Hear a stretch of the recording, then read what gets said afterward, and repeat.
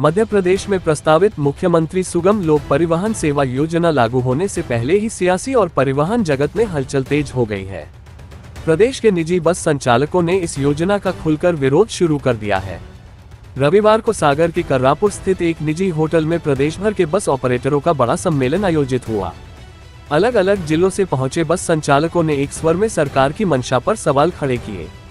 सम्मेलन में मौजूद बस ऑनर्स एसोसिएशन के पदाधिकारियों ने कहा कि सरकार सस्ती और बेहतर यात्रा सुविधा देने की बात कर रही है, लेकिन खुद के पास एक भी बस नहीं है। उनका आरोप है कि सरकार मौजूदा बस ऑपरेटर्स के परमिट निरस्त कर निजी कंपनियों को फायदा पहुंचाना चाहती है। बताया गया कि इस योजना के तहत प्रदेश में 7 कंपनियां पहले ही गठित की जा चुकी हैं। बस संचालकों का कहना है कि अगर सरकार की बसें ही नहीं होंगी और संचालन निजी बसों से होगा, तो इसे सरकारी सेवा कैसे कहा जा सकता है। उनका आरोप है कि यह योजना बस मालिकों को किराएदार बनाकर उनका आर्थिक शोषण करने की तैयारी है।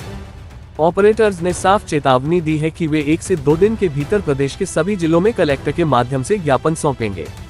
यदि उनकी मांगों पर सुनवाई नहीं हुई तो 2 मार्च से प्रदेश भर में अनिश्चितकालीन हड़ताल की जाएगी। बैठक में मौजूद सभी यूनियनों ने इस प्रस्तावित हड़ताल का समर्थन किया है। बस संचालकों ने ये भी कहा कि सरकार पहले ही सूत्र सेवा बसों के नाम पर जनता का पैसा बर्बाद कर चुकी है और अब एक बार फिर निजी कंपनियों को लाभ पहुंचाने की तैयारी कर रही है। उनका आरोप है कि स्थायी परमिट छीनकर उन्हें बेरोजगार करने की साजिश की जा रही है। वहीं सरकार का पक्ष कुछ अलग है। सरकार का लक्ष्य अप्रैल 2026 से इस योजना को लागू करने का है।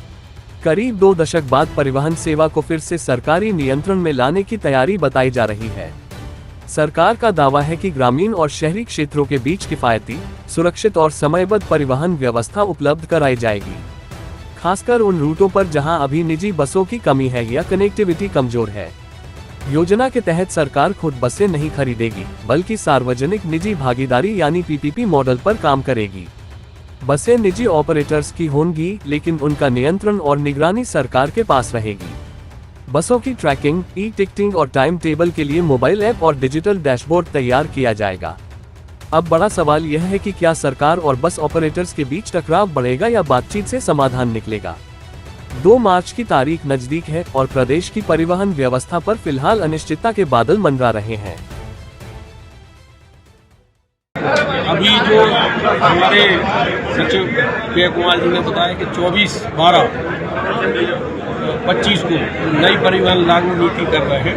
उसमें एक शॉर्ट में मैं बात कहना चाहूँगा कि वह बस ऑपरेटर से हम लोगों को मकान मालिक की जगह मकान किराएदार बनाते हैं। कैसे बनाएंगे?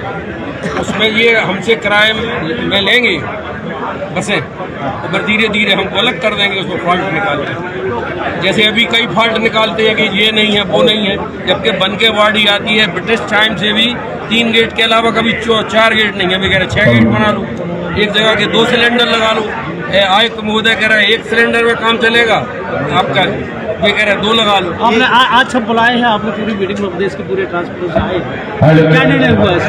यही निर्णय हुआ है कि हम लोग कल से ज्ञापन देंगे जिले लेवल पर, और मुख्यमंत्री जी, माननीय सचिव महोदय, परिवहन मंत्री, प्रभारी मंत्री सबको ज्ञापन देंगे, और कलेक्टर साहब को कल ज्ञापन सागर जिला एसोसिएशन सौंपेगा।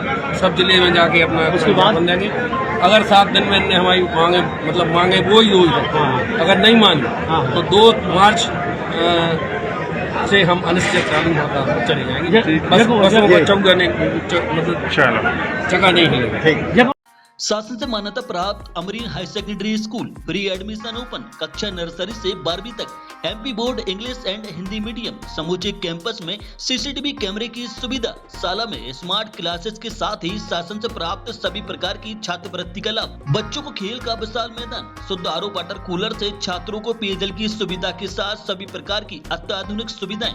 नवीन अमरीन प्ले स्कूल एवं प्री प्राइमरी स्कूल प्रारंभ। हमारा पता है वाग्देव हॉस्पिटल एवं शासकीय ITI के बीच में, सुभाष नगर, खुरई रोड, सागर।